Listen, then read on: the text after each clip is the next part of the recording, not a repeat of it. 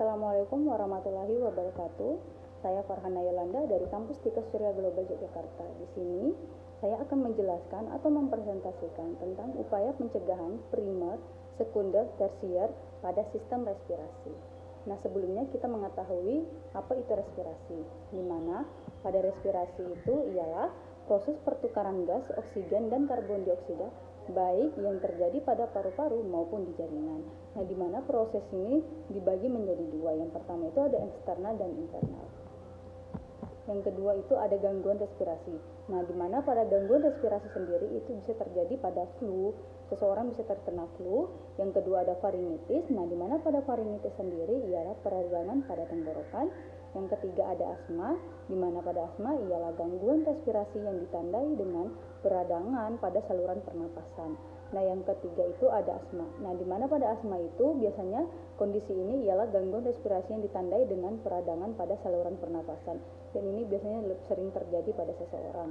Yang keempat ada pneumonia. Nah, pada pneumonia sendiri ialah gangguan respirasi pada paru-paru yang disebabkan oleh infeksi virus. Dan yang terakhir ada kanker paru-paru. Nah, biasanya kanker paru-paru sendiri itu di Indonesia bisa dijadikan pertama dalam kematian kanker paru-paru.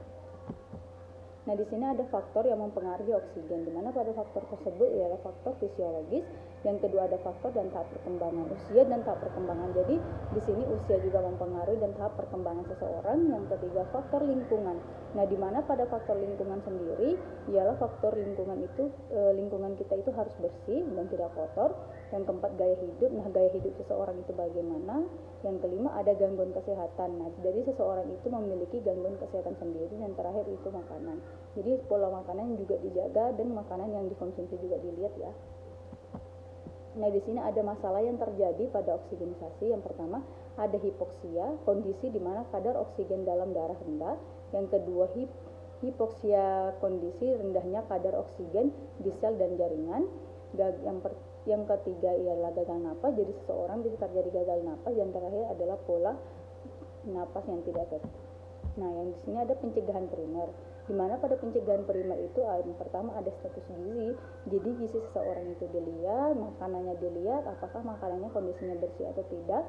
Yang kedua lingkungan sehat. Nah, di sini juga ada lingkungan sehat. Jadi lingkungan kita itu harus sehat dan bersih. Yang ketiga ada kebersihan diri, di mana pada kebersihan diri diri sendiri itu kita harus bersih juga.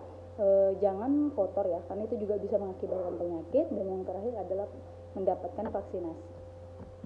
Nah, di sini ada pencegahan sekunder, di mana pada pencegahan sekunder yang pertama itu kita harus ke rumah sakit dulu, di mana kan pencegahan sekunder sendiri ialah gejala-gejala yang sudah timbul pada penyakit yang berhubungan dengan respirasi. Yang pertama kita harus ke rumah sakit dulu mengecek. Yang kedua adalah memperbanyak istirahat. Jadi kita lebih memperbanyak istirahat, tidak boleh beraktivitas yang berlebihan. Yang ketiga menghindari hal yang membuat merasa misalnya sesak gitu. Jadi kita menghindari. Yang keempat memberikan ruangan cukup. Biasanya orang-orang yang terkena gangguan respirasi itu dia harus memiliki ruangan-ruangan yang lebih baik dan cukup. Yang terakhir itu pola hidup yang baik. Jadi kita memiliki pola hidup yang baik, di mana pada pola hidup yang baik kita juga merasa diri kita merasa sehat. Nah, di sini ada pencegahan tersier, di mana pada pencegahan tersier adalah yang pertama ke rumah sakit, ya sama jadi memberikan ke rumah sakit, memberikan oksigen. Jadi di sini sudah terkena. Yang ketiga meminum obat yang dianjurkan dokter, dan yang terakhir memberikan lingkungan yang nyaman. Baik, itulah hasil dari presentasi saya dan penjelasan saya. Jika ada kurang saya mohon maaf. Saya tutup. Wassalamualaikum warahmatullahi wabarakatuh.